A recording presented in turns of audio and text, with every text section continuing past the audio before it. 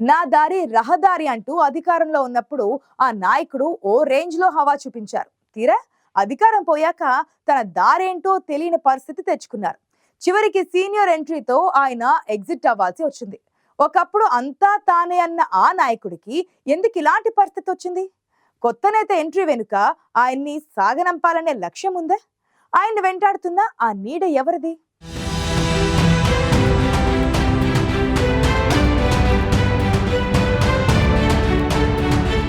కొత్త నీరు వస్తే పాత నీరు ముందుకు సాగాల్సిందే. ప్రస్తుతం ఇదే అనంతపురం జిల్లా సింగనమల రాజకీయాల్లో కనిపిస్తున్న చిత్రం. ప్రత్యేకించి వైసీపీలో ఇటీవల జరుగుతున్న పరిణామాలు కొత్త టర్న్ తీసుకుంటున్నాయి.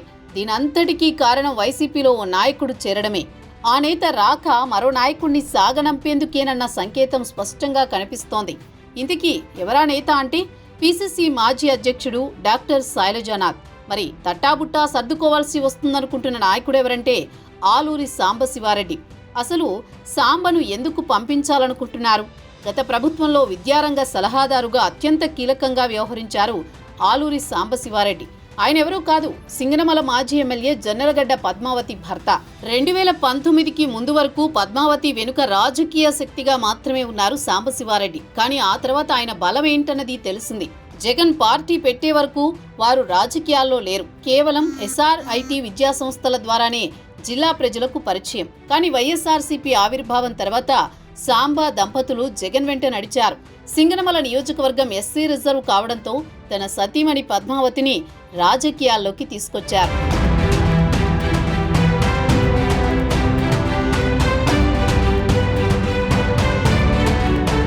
సింగనమల నుంచి 2014లోనే వైసీపీ నుంచి పద్మావతిని బరిలో దింపారు సాంబశివారెడ్డి. అయితే అప్పట్లో ఓడిపోయినా వెనక్కు తగ్గలేదు. నియోజకవర్గ ప్రజలకు దగ్గరయ్యారు. 2019 ఎన్నికల్లో రికార్డు మెజారిటీతో గెలిచారు. పద్మావతి గెలుపు వెనుక ఖచ్చితంగా సాంబశివారెడ్డి ఉన్నారనేది ఓపెన్ సీక్రెట్. అయితే 2024లో మాత్రం ఆయన సతీమణికి టికెట్ రాలేదు. సిట్టింగ్ ఎమ్మెల్యే పద్మావతికి కాకుండా సాంబశివారెడ్డి సూచించిన టిప్పర్ డ్రైవర్ వీరాంజనేయులకు టికెట్ ఇచ్చింది వైసీపీ అధిష్టానం. కానీ ఎన్నికల్లో ఓటమితో పరిస్థితి పూర్తిగా మారిపోయింది. మాజీ ఎమ్మెల్యే పద్మావతి రాజకీయాలకు దూరంగా ఉంటున్నారు. ఇక సాంబశివారెడ్డి కూడా సింగనమల విషయంలో అంటీముట్టనట్టే ఉన్నారు. ఇక వైసీపీ సమన్వయకర్తగా ఉన్న వీరాంజనేయులకు పార్టీని లీడ్ చేసేంత శక్తి లేదు. దీంతో సింగనమల వైసీపీలో నాయకత్వాలేమీ స్పష్టంగా కనిపించింది. సరిగ్గా ఇలాంటి పరిస్థితుల్లోని మాజీ మంత్రి, కాంగ్రెస్ పార్టీ సీనియర్ నాయకుడు శైలజానాథ్ వైసీపీలోకి జాయిన్ అయ్యారు.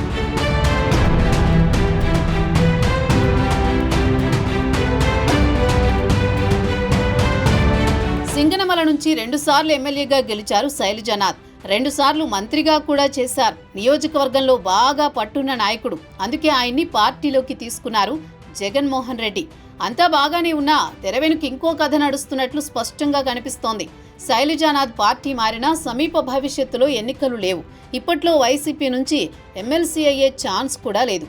ఇలాంటి సమయంలో ఆయన ఎందుకు వైసీపీలోకి వచ్చారంటే దీని వెనుక సాంబశివారెడ్డి చేసుకున్న కొన్ని స్వయంకృతాపరాధాలు కారణమంటున్నారు రాజకీయ విశ్లేషకులు. అసలు సాంబాను పంపించడానికే శైలజానాథ్ను వైసీపీలోకి తీసుకొచ్చారా అన్న అనుమానాలు కలుగుతున్నాయి. వాస్తవంగా సాంబా వైసీపీ అధినేతకు అత్యంత సన్నిహితుడు. జగన్ బాగా నమ్మే వ్యక్తుల్లో సాంబా కూడా ఒకరు. అందుకే పార్టీ అధికారంలోకి రాగానే పాఠశాల విద్యా నియంత్రణ కమిషన్ సీఈఓగా అవకాశం కల్పించారు. 2 ఏళ్ల పదవి తర్వాత విద్యా విభాగానికి సలహాదారుగా నియమించారు. వాస్తవంగా జగన్ సీఎంగా ఉన్నప్పుడు ఆయన అపాయింట్మెంట్ చాలా మందికి సీనియర్ ఎమ్మెల్యేలకు అంత తేలిగ్గా దొరికేది కాదు. కానీ సాంబా మాత్రం తరచూ అధినేతను కలిసేవారు.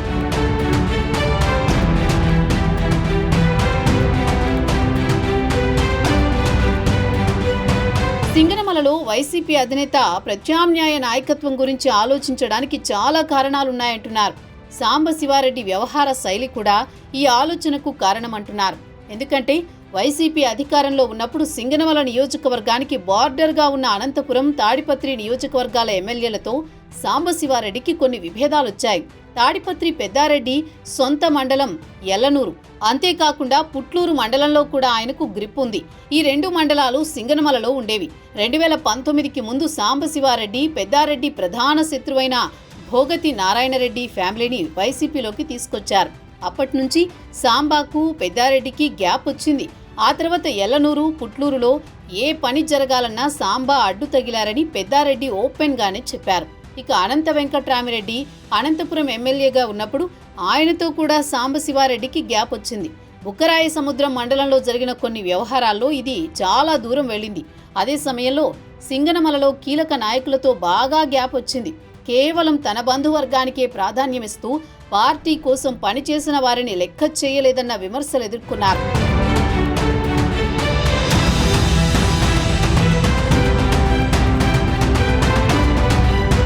సొంత నియోజకవర్గంలో కీలక నేతలతో పాటు పక్కనున్న అనంతపురం, తాడిపత్రి నేతలు కూడా సాంబశివారెడ్డికి వ్యతిరేకంగా మారిపోయారు.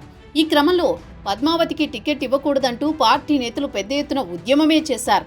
దీంతో ఓవైపు తనకు సన్నిహితంగా ఉన్న సాంబాను కాదనలేక, అలాగని ఆయన సతీమణికి టికెట్ ఇవ్వలేక చివరికి సాంబా చెప్పినట్టు ఆయన వర్గానికి చెందిన వీరాంజనేయులకు టికెట్ ఇచ్చారు. ఎన్నికల తర్వాత పద్మావతి యాక్టివ్గా లేరు. కానీ సాంబాను సింగనమల రాజకీయాల నుంచి పూర్తిగా తప్పించడానికి ఓ బలమైన నేతను తీసుకురావాలని కొందరు ప్రయత్నించినట్టు తెలుస్తోంది. అందులో భాగంగానే శైలజానాథ్ను పార్టీలోకి తీసుకొచ్చారు. కాంగ్రెస్ పార్టీలో ఉన్నప్పటి నుంచి శైలజానాథ్కు అనంత వెంకట్రామిరెడ్డితో మంచి సంబంధాలున్నాయి.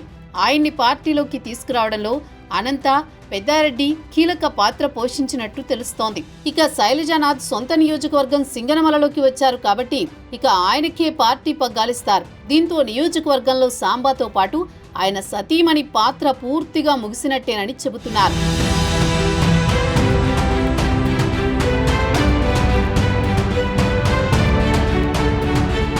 శైలజానాథ్ ఎంట్రీకి ముందే సాంబా సింగనమల వదులుకోవడానికి సిద్ధమయ్యారన్న ప్రచారం కూడా ఉంది. ఈసారి తన భార్య కాకుండా తానే ప్రత్యక్షంగా పోటీ చేయాలనుకుంటున్నారు సాంబశివారెడ్డి. సింగనమల ఎస్సీ రిజర్వ్ కావడంతో ఆయన పోటీకి అవకాశం లేదు. అయితే నియోజకవర్గాల పునర్విభజన జరిగితే అనంతపురం రూరల్ కానీ లేదా సింగనమల అన్ రిజర్వ్ అయితే ఈ స్థానాల్లో ఎక్కడో ఒకచోట పోటీ చేస్తానని చెప్పారు. కానీ ఇప్పుడు శైలజానాథ్ ఎంట్రీతో సింగనమలలో ఇక ఛాన్స్ లేకపోవచ్చు. అనంతపురం అర్బన్, రూరల్ ప్రస్తుతం అనంత వెంకట్రామిరెడ్డి హోల్డ్లో ఉన్నాయి. అక్కడ సాంబాకి ఎంతవరకు ఛాన్స్ దక్కుతుందో చూడాల్సి ఉంది. ఏదైతేనేం శైలజానాథ్ని పార్టీలోకి తీసుకురావడం వెనుక సాంబాకు చెక్ పెట్టాలన్నదే ప్రధాన ఉద్దేశంగా పలువురు చెబుతున్నారు. అధికారం ఉన్న సమయంలో సొంత పార్టీ నేతలతో విభేదాలే ఈ పరిస్థితికి దారితీశాయన్న అభిప్రాయం కూడా వ్యక్తమవుతోంది.